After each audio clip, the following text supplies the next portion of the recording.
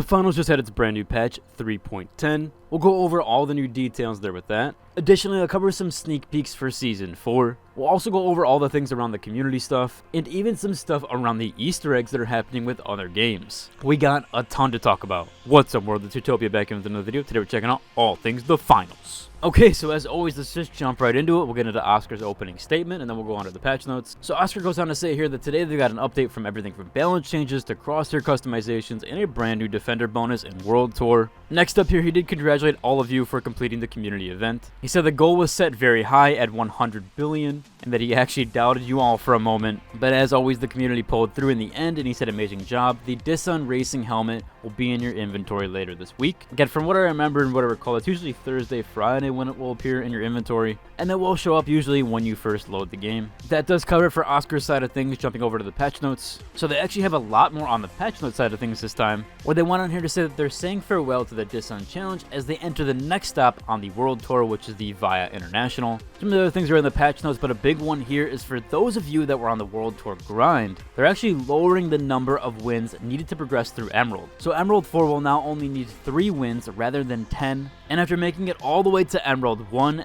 that will now only take 63 wins, down from 75. Quite a massive change there. This has been a big controversy, a big topic of how many wins it's required. So first up here, we'll jump into the balance category, where we had a major change here, quite significant nerf to the dome shield, which was decreased from 12 seconds down to 5.5 seconds. This was to prevent it being used as a mobile fortress and encouraging securing areas before stealing objectives. At least that's what they detailed here in the dev note. Now, while I do think that Heavy was overpowered in some scenarios and had a little bit of brokenness in some of the seasons, this was quite a significant nerf here, as we've already seen the dome shield nerf before. I'm all for meta changes though, so I'm glad to kind of see them swapping things around. People have said the meta has gotten stale, so them changing stuff, nerfing things or buffing things, I think is actually good for the game. It's quite a massive change with over 50% nerf. We'll just have to see how it plays in the meta overall and how things do work there with that. I do think it's good for the game though to just have things change significantly and just kind of play around with that and toy around with it. Which also brings another big change here. Goo Grenade Fire now destroys goo faster from 12 seconds down to 9 seconds. This was to balance its role in the defensive play,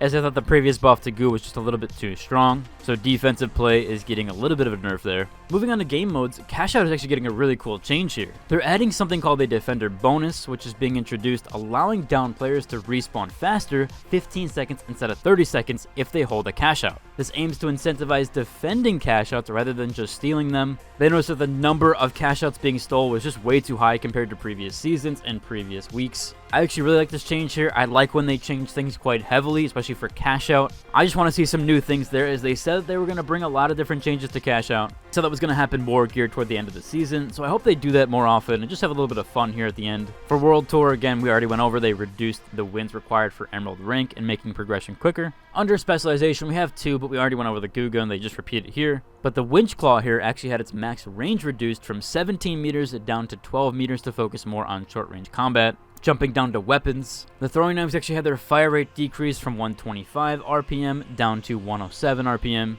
or rate per minute. They said that throwing knives have become quite the oppressive weapon. They'll monitor that change closely. As someone who used the throwing knife quite exclusively this season, yeah, it definitely was quite strong, but I will be kind of sad as I probably have to switch back to my pistol. But I guess it is time, especially since I've been using it most of the season. Now I'll go over this quickly, the content and bug fixes aside from a few. So first up here for the animation category, they had various fixes for different things, including zip lines, riot shields, and weapon skins. For contracts, they had several related fixes there to ensure proper tracking and rewards. Game modes also saw several bug fixes for mines, Cash Out text color, loadout choices, and more. Which actually kind of a large issue here. Ranked Terminal Attack had an issue where teams would play different objective configurations. Essentially, the location of spawn points and terminal points would be different when attacking or defending. Both teams will now play the same sequence of objective configurations. For the gameplay section, they fixed an issue with item usage, respawn statues, and match joining. Skyway Stadium debris now resets properly in Ranked Terminal Attack. There was also some fixes for Winch Claw, Turret, and Grappling Hook. We had another security and anti-cheat update to improve the detection rules. We got several fixes for crashes, performance optimizations, and loading screen issues under the stability and performance category.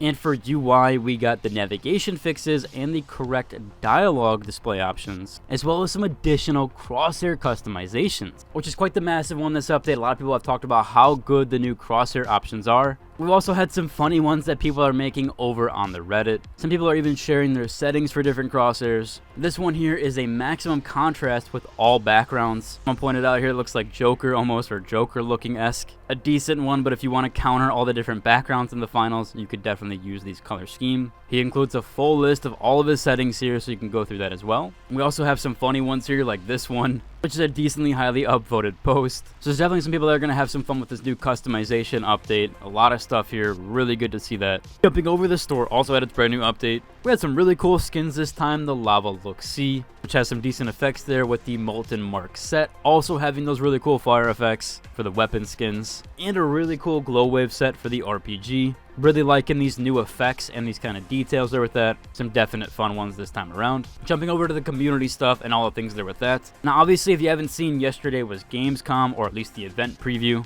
That showed off a bunch of new games, including Arc Raiders. We didn't get any gameplay there, but we did get a new trailer. Why am I speaking on this? Because someone found an Easter egg inside Arc Raiders from the finals. Of course, there's probably going to be some crossover stuff there, which is really cool. But this one here, the roller bot, actually might be from the Dissun company. As you can see here with the background, it looks like the Dissun logo turned upside down. I mean, yeah, at this point, it definitely is the Dissun sponsor logo turned upside down. It's essentially a one-to-one of that image. So Dissun actually does, or looks like it's going to be making the robots in Arc Raiders. Really cool there that there's going to be some lore tie-ins from both the games. I also did want to go over that stuff with Season 4. We do have a tiny sneak peek here from Rob, who went to say here he would not leak anything, but he listened to 4 tracks from Season 4 OST, and he said he really wanted to leak these. Maybe we get a song or two sometime soon, but it looks like we're at least seeing 4 new tracks for Season 4. Everyone's always hyped around the music, so that's really good to hear they are still focusing on that as well.